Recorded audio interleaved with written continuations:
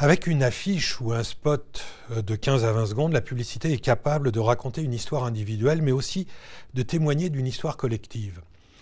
Et dans une période postmoderne où les hiérarchies ont tendance à s'amuir, où les discours rationnels faillissent, les grandes idéologies s'estompent, les paraboles publicitaires donnent parfois du sens au monde et reviennent au sens premier.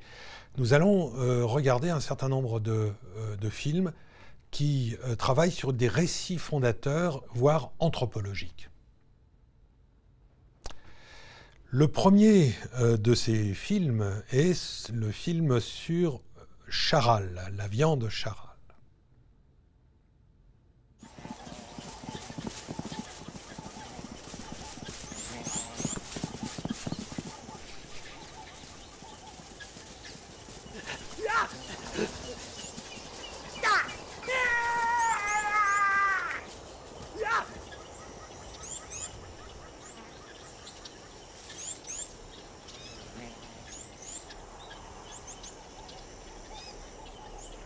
Charal. On n'a pas fini de vous faire Qu'est-ce la que viande. nous raconte cette histoire ? Eh bien, elle nous raconte la vraie nature de l'homme, c'est-à-dire d'être un chasseur et même, sans doute, un viandard.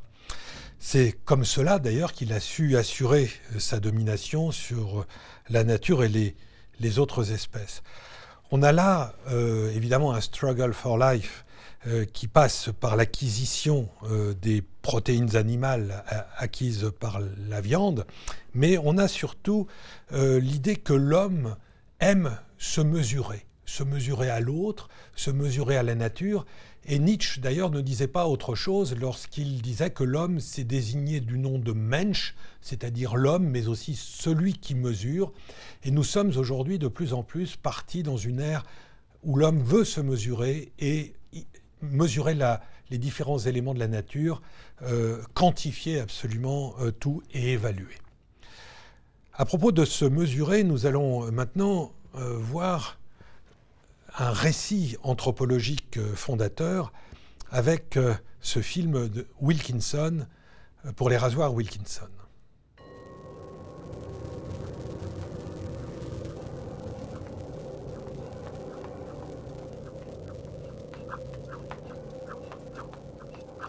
There was a time when babies had a great life.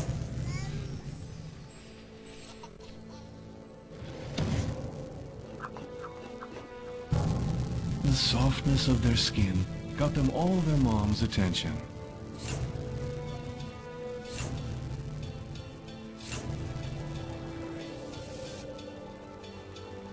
Then one day, fathers discovered a special weapon.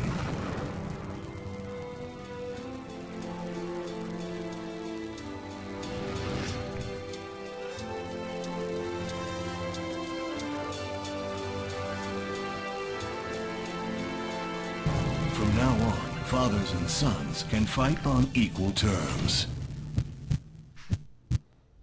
Men can now take revenge and win back their wives. 3, 2, 1. His mind is ready, his fresh and his sweat is steady. He never thought it'd come to this, never knew just how heavy. The pain, the shame, doing the same old same. The aim, the game, reaching the hall of fame. Clashing on the mic, flashing lights in his face, bashing in the fight, smashing on the beat, his fat bass. It's not funny. He take his crap as serious as ever. He works on the art as he grows even faster.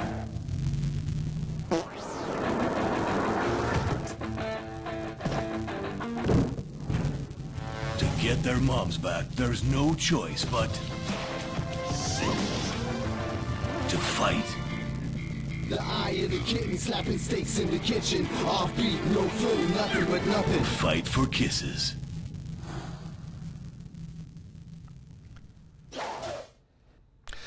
Ce film de Wilkinson nous raconte bien évidemment la rivalité de l'homme et de son fils dans la possession de la femme, ou plus exactement de la mère. On a ici l'illustration du complexe d'Édipe. C'est vrai que l'insight est tout le monde envie la douceur de la peau de bébé, et souvent quand un couple a un enfant, leur vie affective s'en trouve quelque peu perturbée. Mais nous avons ici aujourd'hui véritablement l'histoire donc du complexe d'Édipe, assouvi grâce au produit Wilkinson, grâce au rasoir, l'homme qui gagne. Nous allons maintenant entrer dans un autre récit anthropologique avec Levi's, un film mythique écrit et réalisé par Michel Gondry, que j'ai appelé « L'enlèvement exogamique des Sabines ». Dans ce film, l'on va voir continuellement une alternance de sortie et d'entrée. D'entrée et sortie. Vous avez vu que la voiture est sortie d'un hangar, elle est sortie de la nuit, elle entre dans un village abandonné, déserté, en noir et blanc. On a un film, une sorte de film de documentaire. Regardez bien, la porte est fermée et là on a un écusson appelant au link safe.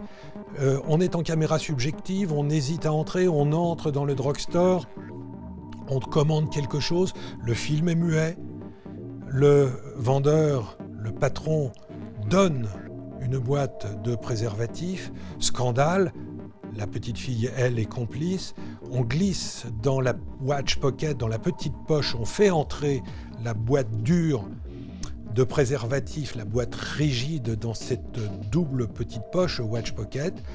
On sort de la ville à nouveau, là, le train au symbole sexuel, la mécanique, les jets de fumée, etc. Attention, warning, passage à niveau. Le jeune homme arrive dans la maison, recule, la jeune fille descend, il reconnaît le père, il essaye effectivement de lui barrer le chemin, mais l'inéluctable se produit, la ronde des générations va continuer et le père est totalement dépassé. On a là un film assez extraordinaire parce qu'il est installé dans une vraie post-modernité, dans une traversée des frontières. On a un film qui ressemble à un documentaire qui se tournerait dans le sud des États-Unis au moment de la Grande Dépression dans les années 30. Effectivement, on est dans un univers abandonné, triste, où rien ne semble fonctionner. Il y a une voiture qui est poussée, qui est en panne, etc.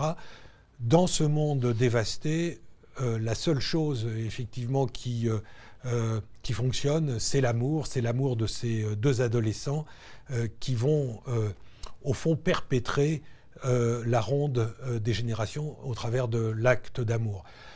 Ce qui est très étonnant, c'est que évidemment il y a une sorte de faux co-branding. On a l'impression que c'est une publicité pour des préservatifs et en réalité c'est une publicité pour les jeans Lewis qui vous disent eh bien entrer dans un jean ou en sortir, c'est comme entrer dans la vie, c'est comme entrer dans l'autre, c'est comme faire l'amour. Et nous, Jean, nous vous accompagnons depuis 1873 dans cette révolte vis-à-vis des choses établies. Et évidemment, cette watch pocket, vous l'aurez compris, c'est évidemment le témoin du pantalon qui est sur le dossier de la chaise et qui observe et qui ne peut que voir bien évidemment l'acte d'amour, mais c'est aussi le symbole du sexe féminin. Autre récit anthropologique, bien sûr, le mythe du jumeau, le mythe du besson, le mythe du double, et une forme de rivalité de soi à soi, de schizophrénie non pathologique que moi j'appelle la schizie, une sorte de dédoublement de soi à soi, illustré par ce film Extrême pour Nestlé.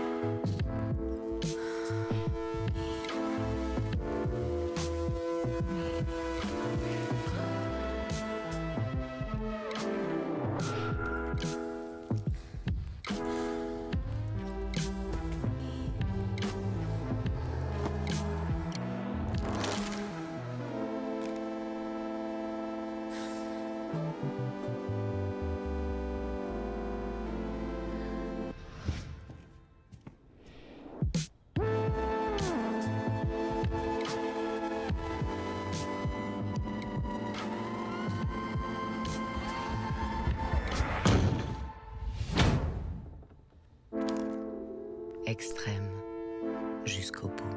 Avec ce film Nestlé, on a évidemment, comme je le disais, le mythe du double, du jumeau, mais aussi le meurtre du Besson, l'élimination de l'autre, de celui qui est en nous. Alors bien sûr, il y a le thème, le jeu sur le mot glace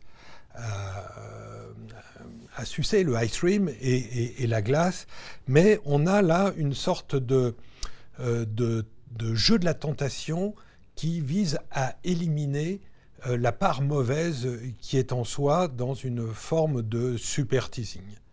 Ce jeu du double et de l'aphorie, c'est-à-dire du fait que l'on porte en soi un autre que soi, on le retrouve aussi chez Evian. Alors, sur quantité de print ou d'affiches, là, je vous donne à voir ces deux vieux babacool sur leur moto, sans doute une Honda, et qui portent un t-shirt montrant les jeunes ou les enfants qu'ils ont été.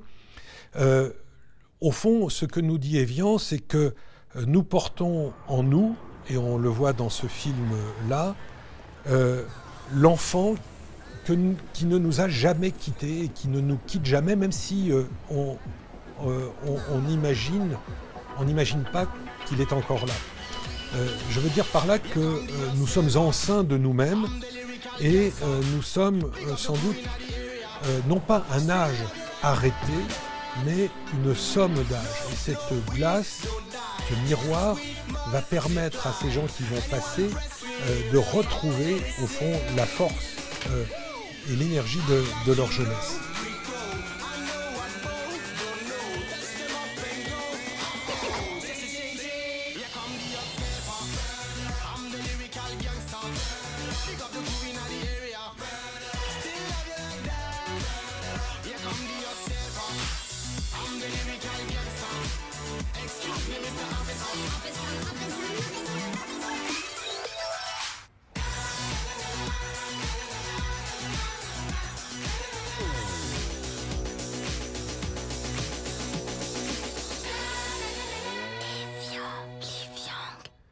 Pur et naturel, ce sera la conclusion. Et je voudrais dire qu'on se demande souvent comment il se fait que nous continuons à regarder ces publicités.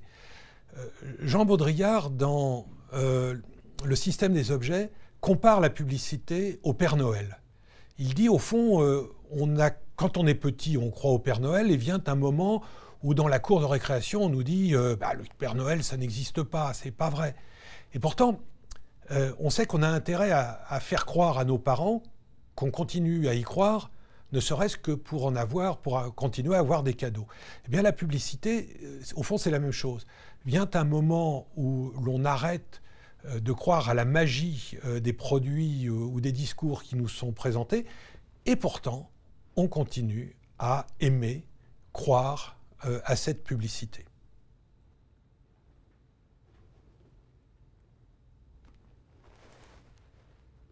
Parfait.